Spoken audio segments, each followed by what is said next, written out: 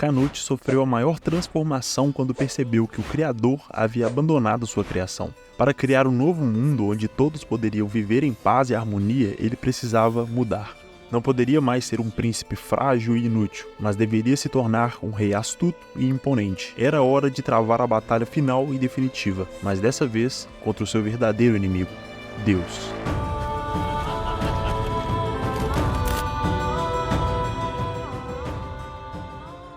Para entendermos como um personagem aparentemente tão fraco se tornaria alguém capaz de enfrentar o seu criador, precisaremos conhecer a sua origem, quais os seus valores e ideais, para que então possamos conhecer o rei que ele se tornou, quais as suas motivações e falhas. Então, por fim, vamos analisar o papel divino que Canute assumiu para alcançar os seus objetivos. Só um aviso. Tudo isso vai estar cheio de spoilers da primeira e segunda temporada do anime, então só veja se você já tiver assistido ou lido o mangá, beleza? Aproveitando, já se inscreve aí se você gosta de animes e mangás e comenta qual personagem ou obra você quer ver aqui no canal. Aviso dados, vamos lá! Apesar de ser um herdeiro do rei Sven, Canute nunca se comportou ou sequer se sentiu como um herdeiro. Na verdade, o seu irmão mais velho, Harald, já havia sido escolhido como sucessor do pai. Por isso, Canute foi criado por um dos servos do rei, Ragnar. Ele, por sua vez, nutria uma afeição muito grande pelo menino, o protegendo e educando como se fosse o seu próprio filho. Ragnar não tinha um filho, Canute não tinha um pai. Por conta disso, eles acabaram adotando um ao outro para cumprir esses papéis. Infelizmente, Ragnar era super protetor ao extremo com Canute, nunca deixando que ele tomasse as suas próprias decisões ou sequer se posicionasse durante os conflitos. Canute, por sua vez, nunca quis o trono ou poder. Para ele, seria muito melhor ter uma vida comum ao lado de Ragnar, e isso fazia com que ele se mantivesse fora dos conflitos e discussões políticas o máximo que conseguia. Como um príncipe, Canute era aparentemente um fracasso. Como um guerreiro, era uma vergonha. Até sua masculinidade era questionada por todos, já que ele tinha traços extremamente femininos e um jeito muito mais reservado e tímido do que era esperado para um viking. Todos esses fatores, mais as questões políticas, fizeram com que o seu pai, o rei Sven, arquitetasse a morte do próprio filho. Ele seria deixado com um contingente relativamente pequeno de soldados no campo de batalha, contra um inimigo muito superior belicamente. Mas, apesar disso, talvez até por sorte, ele sobrevive e é resgatado por Askeladd, que também queria o usar como uma ferramenta política, e para isso Canute precisaria amadurecer muito e rápido. No entanto, Ragnar agia como uma espécie de escudo que impedia essa evolução do jovem príncipe. Por isso, Askeladd acabou por decidir eliminar Ragnar em uma emboscada. O seu plano deu certo, mas foi bastante traumático para Canute, que teve o seu momento de epifania quando foi confrontado sobre a sua relação com Ragnar e o verdadeiro significado do amor.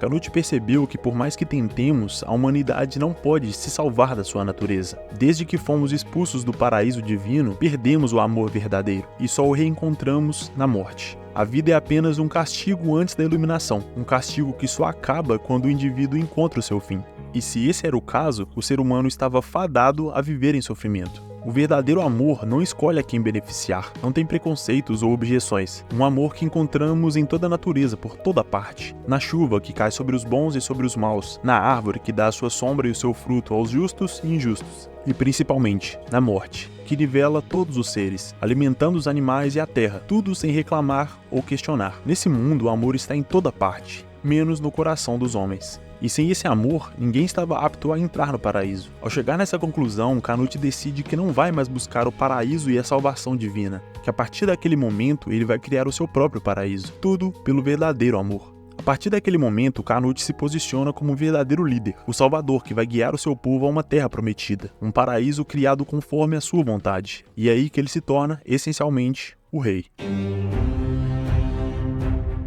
Para alcançar o seu novo objetivo, Canute agora tinha que conseguir o título formal de rei. Por isso, parte ao encontro do seu pai, decidido a entrar no jogo político, mas dessa vez disposto a fazer qualquer coisa pela vitória. Para isso, ele conta com o apoio de Askeladd, que era um estrategista nato, como vimos no vídeo dedicado ao personagem, que inclusive vou deixar aqui no card, dá uma olhadinha também e você pode se interessar.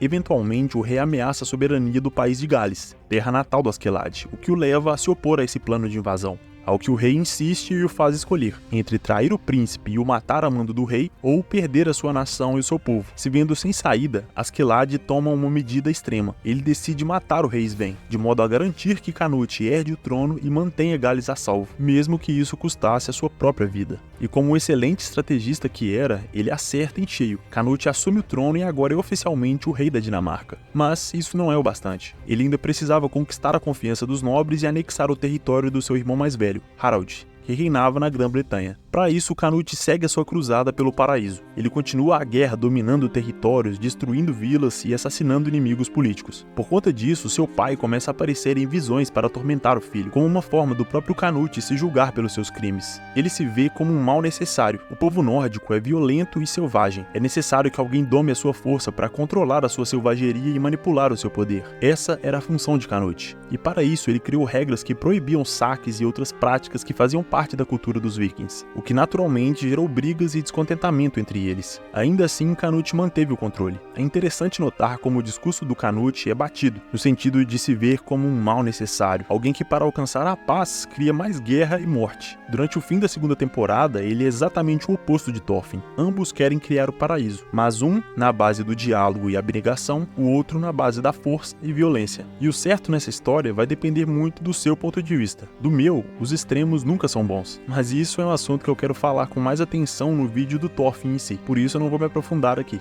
A questão é que agora Canute era de fato um rei, mas ainda estava longe de concluir o seu objetivo. Para isso, ele precisaria superar o poder de um rei comum. Ele precisava se tornar um deus. Após toda a sua longa trajetória, Canute, agora extremamente respeitado e temido, encontra-se com Thorfinn. Ele tenta convencer o rei a poupar a fazenda onde serviu como escravo, que parasse a invasão e fosse misericordioso com aquelas pessoas. Para isso, ele pergunta se Canute se lembra do que havia dito há anos, se o seu desejo ainda era criar o paraíso. E é nesse momento que Canute faz um dos discursos mais marcantes dos animes. Ele explica ao Thorfinn que mesmo que sua vontade seja forte, mesmo que ele tenha milhares de navios e soldados, ele ainda continuará sendo apenas um humano que não pode sequer parar as ondas do mar. Como um humano poderia criar um paraíso? Ousar algo assim significaria ir contra a criação divina, seria uma rebelião contra Deus. Mas se rebelar era o único caminho para salvar a humanidade. A mesma humanidade que criava guerras e causava incontáveis mortes. Essa é a essência da humanidade, a ganância, a violência, o desejo por poder. E quem seria melhor para representar as características humanas além do povo viking? Eles tinham na sua essência o que definia a humanidade. Canute desejava salvar o povo que não poderia ser salvo. E para isso ele não poderia ser apenas um rei. Ele precisava ter muito mais poder. Por isso, iria unificar o poder dos humanos, conquistando a tudo e todos no processo, para que assim pudesse lutar contra Deus. Canute deveria tornar-se também um deus. Esse era o objetivo final do rei Canute. Uma criança que foi forçada a amadurecer, um príncipe que se viu obrigado a ser rei, um homem que precisava se tornar um deus. Canute pode parecer apenas um megalomaníaco e talvez até seja isso mesmo, mas não dá pra negar que o discurso dele é bastante consciente das suas limitações. Como ele poderia unificar a humanidade se nem mesmo seu próprio povo estava sob seu domínio? Era uma prova da sua capacidade de subjugar o norte sob seu controle. Ser o imperador viking era mais que uma ambição mesquinha, pelo menos de acordo com o seu discurso. É plenamente possível discutir se Canute realmente tinha essa motivação nobre, entre muitas aspas, ou se era tudo questão de ganância e sede de poder. De toda forma, sua ideologia oferece um paralelo muito interessante com a do Thorfinn, que também tem como objetivo criar um paraíso na Terra, mas por meio de estratégias totalmente diferentes. Acredito que no fim das contas, a pergunta certa nem seja essa. Talvez o correto seja se perguntar se toda essa cruzada, todo esse esforço vale a pena. O Einar tem um excelente argumento, porque as vidas dos vikings valem mais do que a dos camponeses que eles exterminam. Criar um paraíso às custas de milhares, se não milhões de pessoas, vale a pena? Para alcançar um amor que não discrimina ninguém, é preciso discriminar primeiro? Bom, para mim isso parece um belo de um paradoxo. E talvez realmente seja, mas é exatamente isso que torna Vinland Saga tão interessante. Assim como na realidade, muitas pessoas com interesses em comum lutam em lados opostos de uma guerra. E talvez seja essa a natureza humana. Brigar em nome da paz, matar em nome da vida, odiar em nome do amor.